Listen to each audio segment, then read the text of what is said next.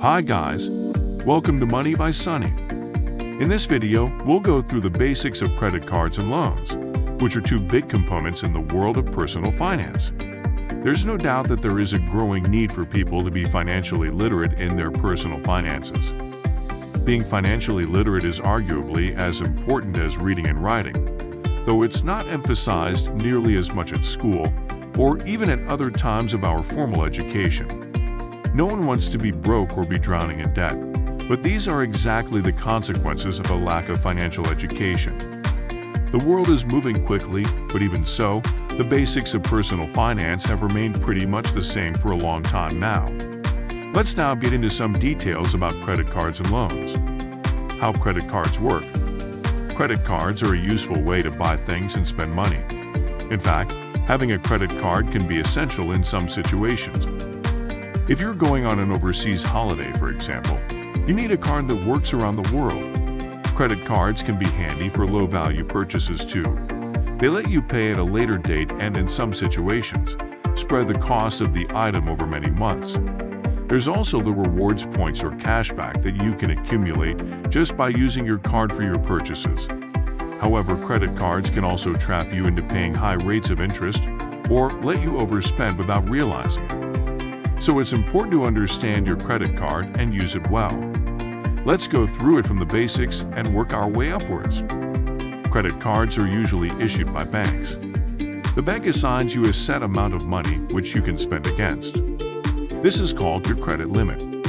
The bank then charges you interest on the amount of money you spend and carry as a balance, and this is called your APR, or your annual percentage rate. Your APR will typically be between 10% and 30%, depending on where you are in the world and which bank issued your card. And it's important to know what this is before you get a credit card. If you have decided to get a credit card, you will need to apply to your bank or financial institution. The bank will then assess your application.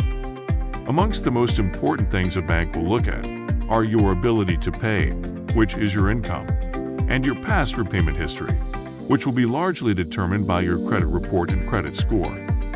Most countries nowadays have a centralized credit reporting system that all licensed institutions can tap into. This will include your payment history on items such as other loans, and even utility bills or rental payments in some cases.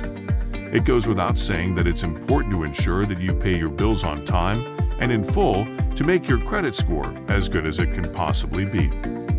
Once you get approved and decide to take up a credit card, the bank will send you a physical card and an agreement.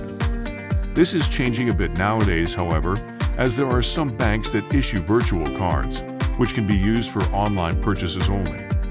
But these are still in the minority for now, so we'll just look at regular, physical cards. This agreement is a contract between you and the bank, and it sets out your responsibilities as a cardholder. You will also be informed of a couple of key dates, which is when your statement will be issued every month and when your payment is due every month. These are sometimes called the statement date and due date or cycle date, respectively. Simply put, the statement date is when you will be able to see your previous month's statement, which will specify how much you need to pay the bank. And the cycle date is when you need to make this payment.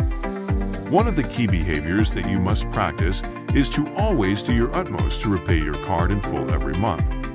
If you don't, you'll incur interest on the outstanding balance that is carried to the next month, and this could add up very quickly.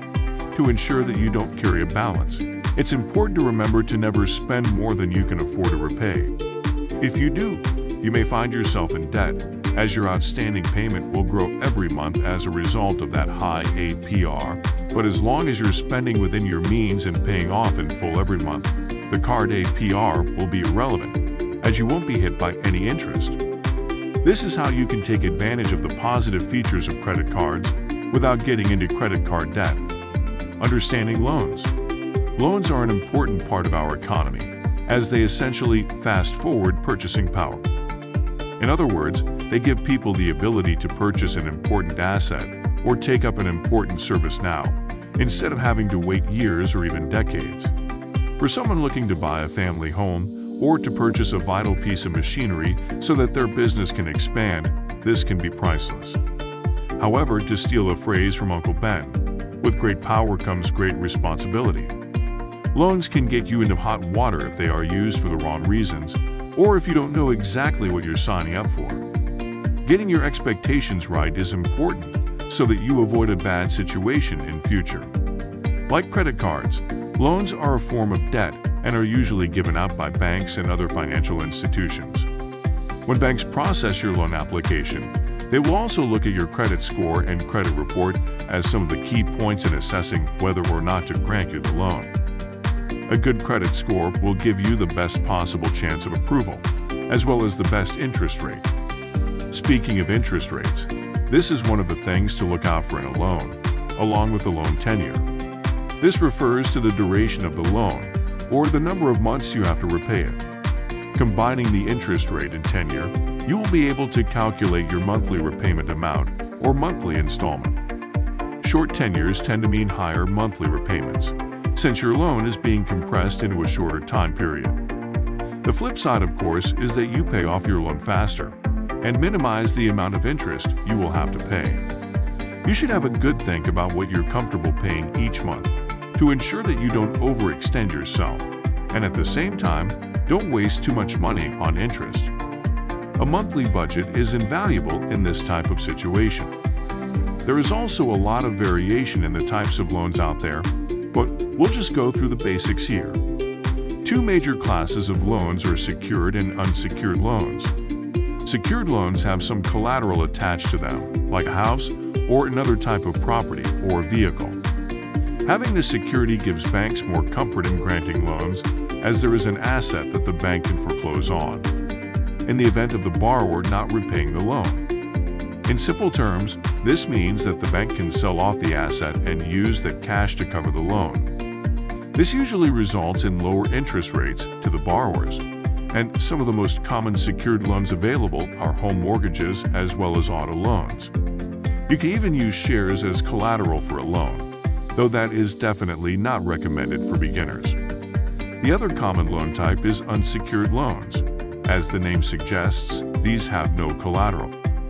Because of this, though, banks are more cautious in giving these out, and you can expect a much higher interest rate than you would for a secured loan. These also tend to be shorter in terms of loan tenure, as banks generally want to control their exposure to unsecured debt. You can think of credit cards as kind of an unsecured loan, though it's not a loan per se. The other very common type are personal loans, which can have similar APRs. The main rule of thumb with unsecured loans is to avoid them if at all possible, mainly because of high interest rates, which can be a real killer. Instead, consider withdrawing from your mortgage, if that is possible, or even saving up instead of taking out a personal loan.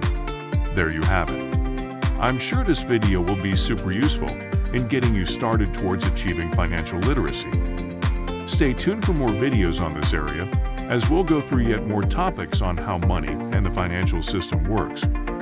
If you like this video, please do subscribe and leave us a comment. See you next time on Money by Sonny.